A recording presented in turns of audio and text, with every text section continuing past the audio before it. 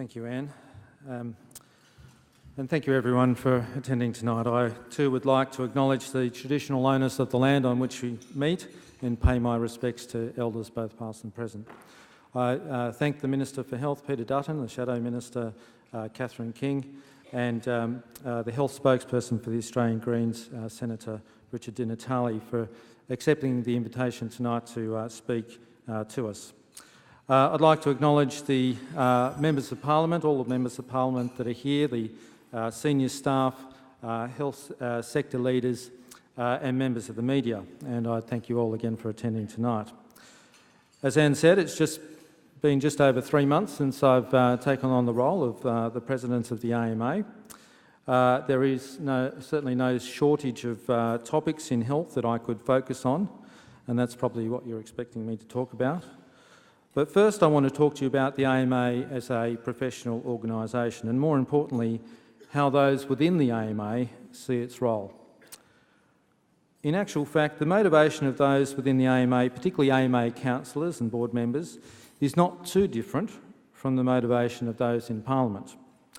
Now, we all know, while parliamentarians differ markedly in their views, I would agree that the motivation of members of Parliament is to make this country a better place.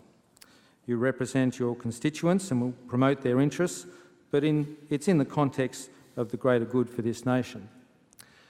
The AMA is a professional organisation, but it's also a membership organisation, and as such we have a duty to advocate on behalf of our members, and sometimes that becomes a source of criticism for the AMA. But a membership organisation should and must advocate to advance the interests of its members, and it's got to do so in the ethical and moral framework, but that is our core business. I should also add that advocating for all members within the broad church of the AMA is not always easy. The GPs say we're too specialist focused and there's no prizes for guessing what the specialists say. In any case, it is the ability of the AMA to advocate on behalf of the profession as a whole, and I believe that is one of the great strengths of the AMA. But the role of the AMA is so much more. As doctors, our first duty is to our patient. And many people still think that we take the Hippocratic Oath. We don't, and if you've ever read it, you'd be quite happy that we didn't. However, in 1948, the World Medical Association agreed on a new oath, and it's been amended a number of times, and it starts like this.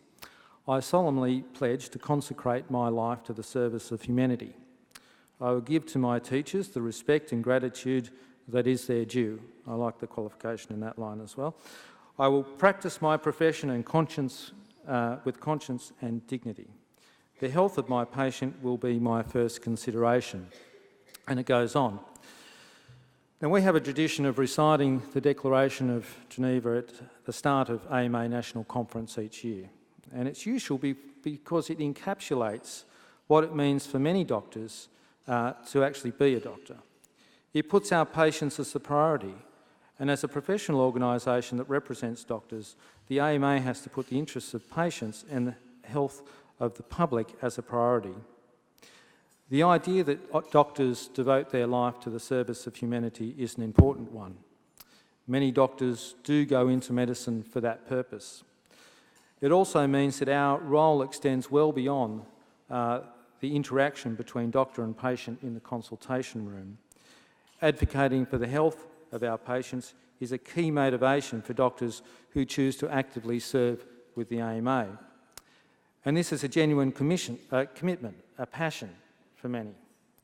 And that is why many doctors choose to combine their busy clinical lives with the equally busy and time-consuming advocacy work with the AMA at both a state and federal level.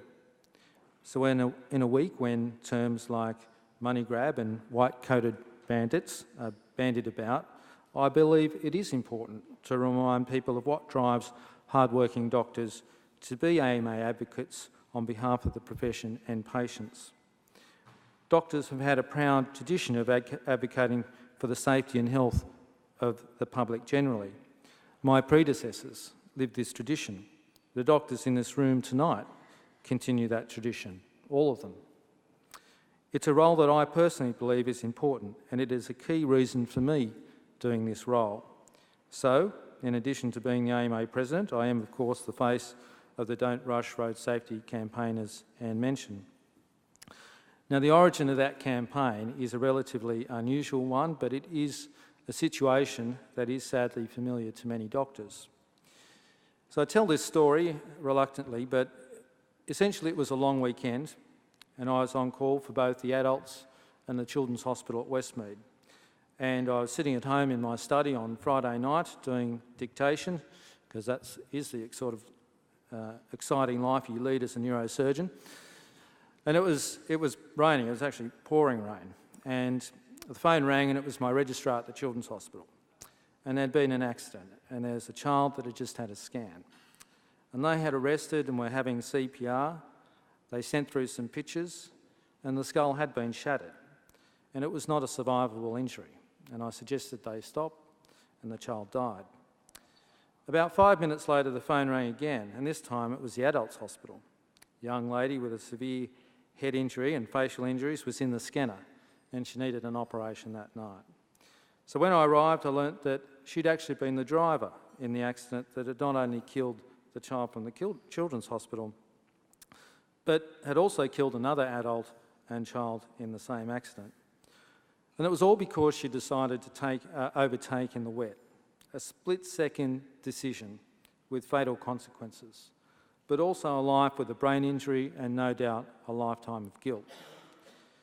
The next day I had another call, and this time it was the Children's Hospital again, but this time there were 2 children. So I went in to find a situation for what seemed to be chaos. They were brothers, there were 2 brothers, 6 and 8. One had had a CT scan and had a bleed on the brain, and I was about to take him up to theatres, and the other one was in the scanner actually when I arrived. And the child was actually having CPR, and there were about 20 doctors and nurses in the room working frantically. The mother and father were in the room as well, and the wisdom, and I'm not sure if it's right or not, was that they would be in the room. If they were in the room, they cope better with loss. But they certainly knew what was happening. And I looked at the scan and I could see the reason why the child kept arresting. The spine had essentially separated from the skull, what we term an atlanto-occipital dislocation, but in layman's terms is an internal decapitation. And that child was not going to survive, and unfortunately I suggested they stop. And the team took the child back to the ED so that parents could be with him in his final moments. Now I have, unfortunately, witnessed a lot of grief, and my colleagues have as well. But perhaps I've never seen quite the same amount of grief as I saw from parents that night or that day. And I suspect one of the reasons for that was that the driver that caused the accident was, of course, the father. Again, a split-second decision, fatal consequences for some, lifelong disability and anguish for others. And he was no doubt a good person, but a good person making a bad decision. And I can clearly remember driving home that Saturday afternoon, exhausted, but thinking there has to be something that I can do. And for me, that was the moment that it became not just about the patient in front of me, but about the patients that came afterwards and preventing people from becoming patients at all, particularly children. So the AMA was working with the state government in New South Wales at the time, and as a result of mentioning this experience at my weekend, I ended up in a meeting with the New South Wales Minister for Roads, along with the Chief of Staff and their marketing team and a whole bunch of other people. And I realised that, okay, we might just be onto something, and they wanted to hear that story. And from that story came the Don't Rush campaign. So it was really my AMA role that allowed that to happen, and it's an example of the credibility that practising doctors bring in the eyes of the public in terms of the success of that campaign. So I made public health a priority in my state presidency, and I plan to do the same with the federal presidency. Now I've got to say the AMA already has a proud reputation of leadership in public health advocacy.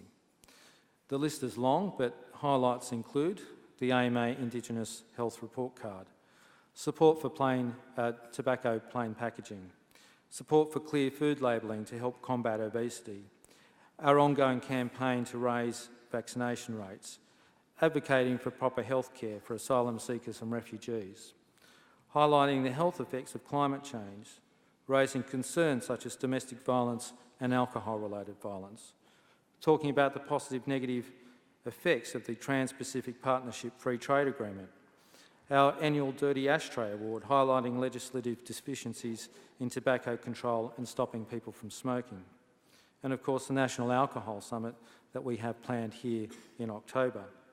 But that really only scratches the surface of our public health agenda. As I mentioned before, I believe passionately that we do have an obligation to do more than treat the patient in front of us. Now, some of you would argue that this is a nanny state, but to me that's a foreign concept, as it is to many doctors. Governments do have a responsibility to keep people safe and to keep them healthy. It is at the core of responsible health policy. And economically speaking, the costs of caring for people with disabilities and injuries suffered through road trauma and other accidents is very high, and it's a burden that has to be shouldered by the rest of the community.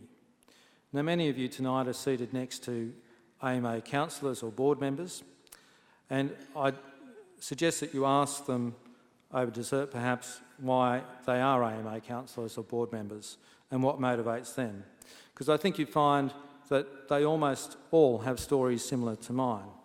Some are motivated by their experience of public health issues, some are motivated by personal industrial experiences, and others by the simple frustrations of the hospital system and a desire to make it a better system for their patients.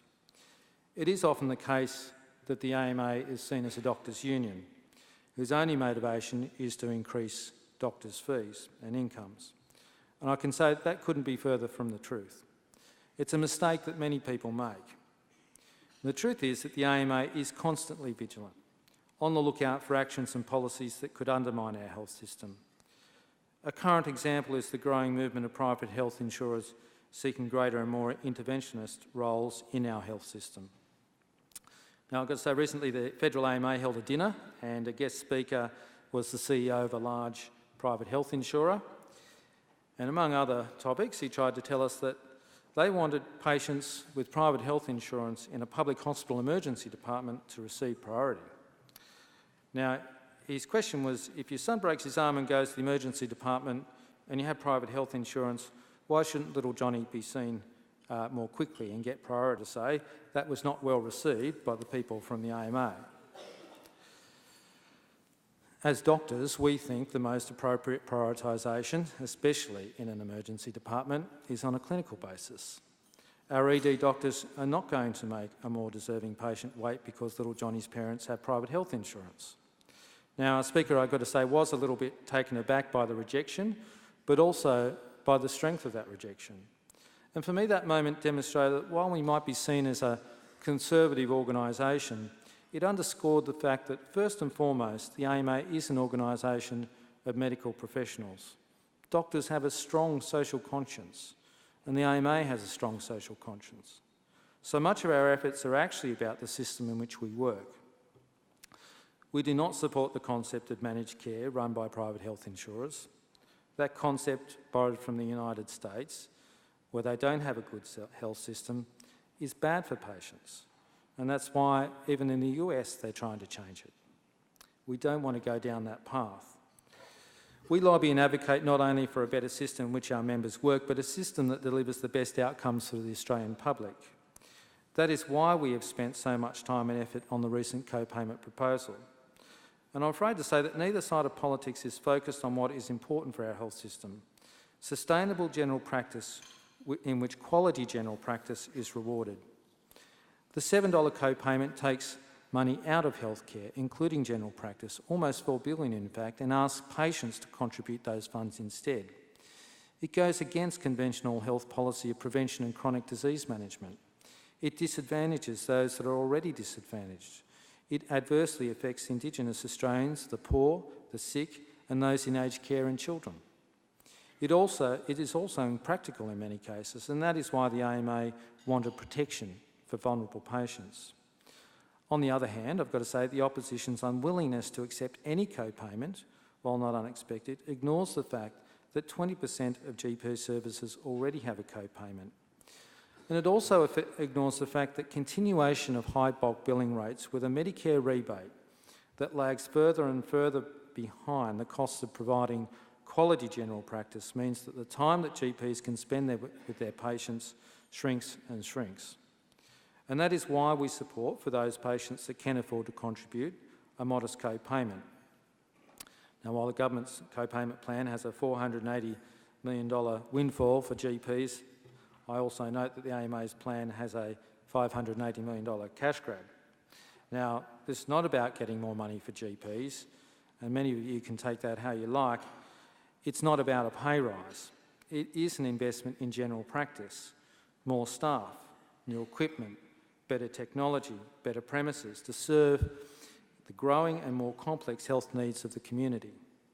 It is about ensuring that we reward quality general practice with models that do allow GPs to spend more time on prevention and chronic disease management, rather than being subject to the competitive drive towards 6-minute medicine.